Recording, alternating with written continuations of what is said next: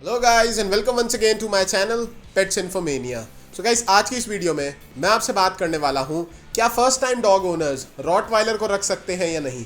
Rottweiler एक ऐसी dog breed जिसको रखने से पहले लोग बहुत ज़्यादा सोचते हैं और उनके दिमाग में एक ही चीज़ आती है कि यार ये बहुत एग्रेसिव होते हैं, हमसे नहीं संभाले जाएंगे। तो ऐसा क्यों होता है? क्या first time dog owners Rottweiler को रख सकते हैं? सारी डिटेल इस वीडियो में बताने वाला हूं। उससे पहले अगर आपने मेरे चैनल को सब्सक्राइब नहीं किया तो do subscribe my channel, like my video. तो चलते हैं वीडियो की तरफ।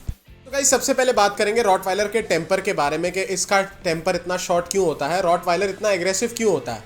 सो गाइस, मैं आपको बता दूं, हिस्ट्री के अंदर रॉटवाइलर्स को जर्मनी की एक शहर रॉटवाइल के अंदर बुचर्स ने डेवलप किया था, जिनको कसाई भी कहा जाता है। कसाईयों ने इस डॉग ब्रीड को डेवलप किया था और वही इनको अपने साथ रखते थे।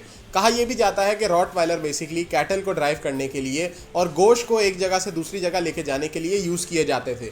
सो गाइज, आप अंदाज़ा लगा सकते हो कि अगर ये डॉग ब्रीड कसाईयों के साथ रहती थी तो वो लोग इनको खाने के लिए गोश्त ही देते होंगे। और साइंटिफिकली ये चीज़ प्रूफ है कि अगर एक चीज़ को गोश्त दिया जाए ऑन डेली बेसिस तो वो बहुत ज़्यादा एग्रेसिव हो जाती है। This is the reason Rottweiler इतने ज़्यादा एग्रेसिव होते हैं।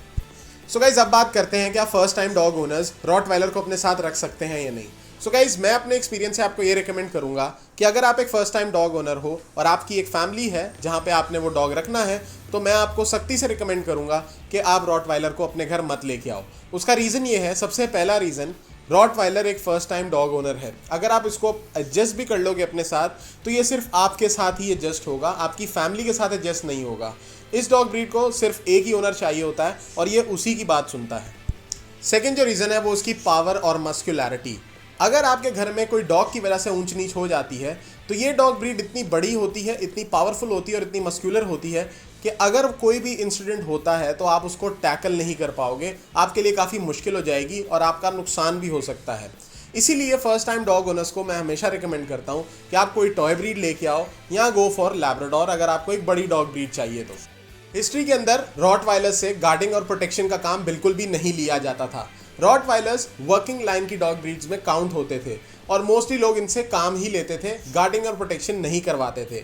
लेकिन कुछ अरसे बाद रॉटवाइलर की डॉग ब्रीड ऑलमोस्ट खत्म होने को आ गई और वर्ल्ड वॉर 1 में रॉटवाइलर्स को as a police dog use किया गया और वहाँ पे उस डॉग ब्रीड ने प्रूव कर दिया कि ये बहुत अच्छे गार्ड डॉग और बहुत अच्छे प्रोटेक्शन डॉग होते हैं।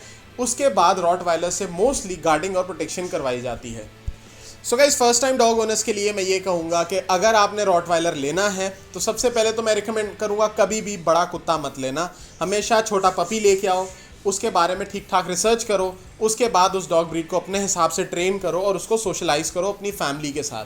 अगर आप एक बड़ा डॉग ले आते हो तो वो आपके लिए प्रॉब्लम क्रिएट कर सकता है। तो अगर आप नए बंदे हो तो छोटा पपी रॉटवाइलर का ले आओ, अपना शौक भी पूरा करो, उसको प्रॉपर ट्रेनिंग दो, प्रॉपर सोशलाइज करो ताकि वो आपके लिए प्रॉब्लम क्रिएट ना करे। So guys, last but not the least मैं आपको ये भी बताना चाहूँगा कि जो लोग रॉटवाइलर रखना चाहते हैं, रॉटवाइलर्स का काउंट वर्ल्ड की मोस्ट डेंजरस डॉग ब्रीड्स में भी होता है।